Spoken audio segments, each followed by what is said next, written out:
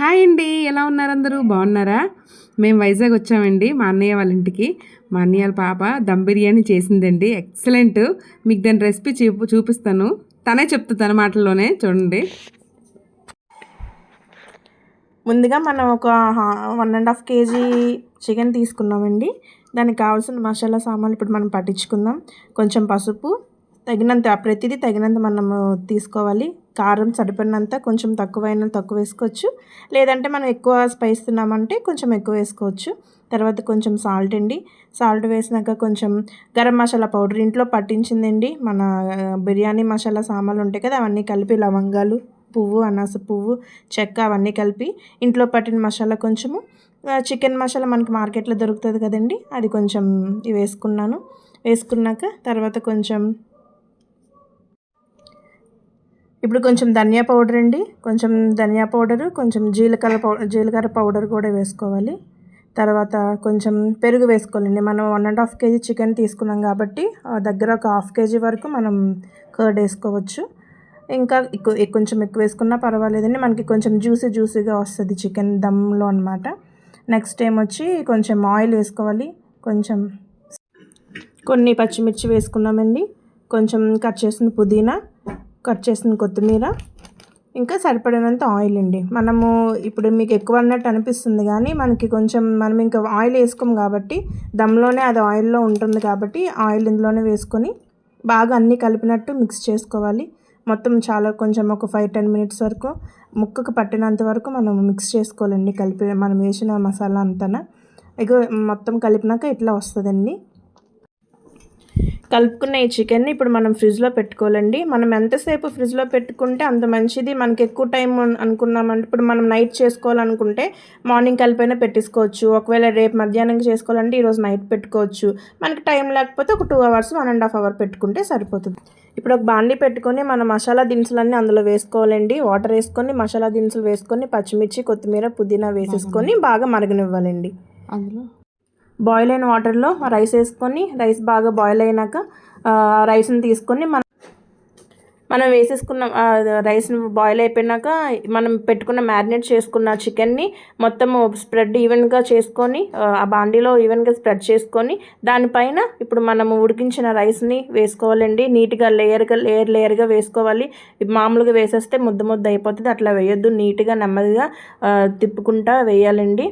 వేసినాక మొత్తం అంతా స్ట్రెయిన్ చేసి నీట్గా వేసేసి, ఇప్పుడు ఎంత రైస్ వేసుకున్నానంటే 1.5 kg చికెన్ తీసుకున్నానండి. 1.5 kgకి 1.5 kg రైస్ కూడా తీసుకున్నాను.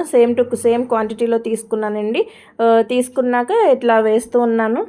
రైస్ అనేది మనకి 70%, 60 to 70% బాయిల్ అయిపోయినాక వేయాలండి. ఇంకా కొంచెం ఎక్స్ట్రా అయినా మళ్ళీ ముద్దగా అయిపోతుంది. అట్లా కాకుండా 70% వరకు ఉడికించుకున్నాక, ఇది మనం ఎక్కువసేపు మనము దమ్ పెడతాం కాబట్టి ఆ తర్వాత అదంతా ఆవిరిలోనే ఉడుకుతుంది. ఇంకా మనం ఇందులో కొంచెం లైట్గా ఇప్పుడు మనం రైస్ ఏదైతే ఉడికించామో అందులో నుంచి ఒక చిన్న గ్లాస్ ఆఫ్ వాటర్ వేసుకొని మనం ఇంకా దీన్ని పూర్తిగా మూత పెట్టేసి వదిలేయాలండి. దీనికి మొత్తము ఇంకా కొంచెం కూడా ఆవిరి బయటకు వెళ్ళకుండా మనం ఇంకా మూత పెట్టేసే ముందు కొంచెం ఫ్రైడ్ ఆనియన్స్ తర్వాత కొంచెం కొత్తిమీర, కొంచెం పుదీనా వేసుకొని ఈవెన్గా స్ప్రెడ్ చేసుకోవాలండి. ఇప్పుడు మొత్తం అంతా నీట్గా మనం అన్నీ ఏవి మర్చిపోకుండా వేసుకున్నాక, ఇప్పుడు నీట్గా కొంచెం గీ వేసుకోండి. గీ వేసుకున్నా పర్వాలేదు, పైన గీ వేసేసుకొని మీకు వీలైతే ఫుడ్ కలర్ కూడా యాడ్ చేసుకోవచ్చు. నేను కొంచెం తర్వాత యాడ్ చేశాను, ఇప్పుడు యాడ్ చేయలేదు. ఓకే, ఇప్పుడు మూత పెట్టేసేసి దానిపైన మనం అసలు గాలి ఏమి వెళ్ళకుండా, కొంచెమైనా ఆవిరి బయటకు పోకుండా మనం మంచిగా మూత పెట్టేసుకొని దాని మీద కొంచెం చిన్న బాండీతో వాటర్ అయినా పెట్టేసుకుంటే ఇంకా బయటకు ఆవిరి వెళ్ళకుండా ఉంటుందండి.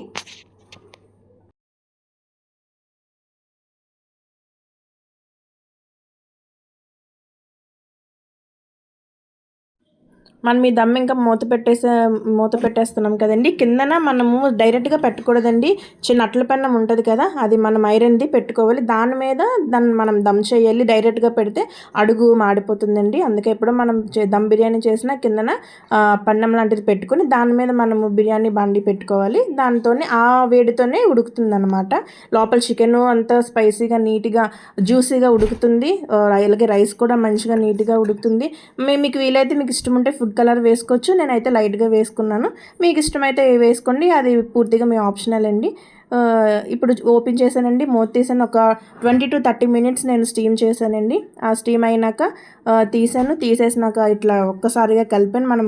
మనకి నచ్చినట్టు కలపొద్దండి, పక్క నుంచి నెమ్మదిగా తీసి కలిపితే రైస్కి విడిపోకుండా ఉంటుంది, నీట్గా వేరే విడివిడిగా వస్తుందండి. ఓపెన్ చేసేసరికి మంచి అరోమా వచ్చిందండి, చాలా మంచిగా స్మెల్ వచ్చింది.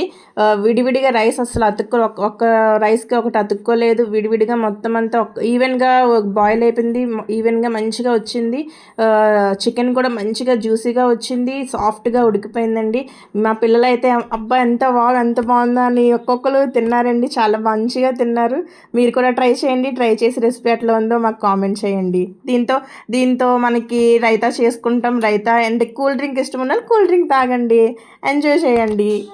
ఈ దమ్ బిర్యానీ ఎలా ఉందో మాకు ప్లీజ్ కామెంట్ చేయండి. Please like, share and subscribe. ఓకేనా ఫ్రెండ్స్, బాయ్ బాయ్.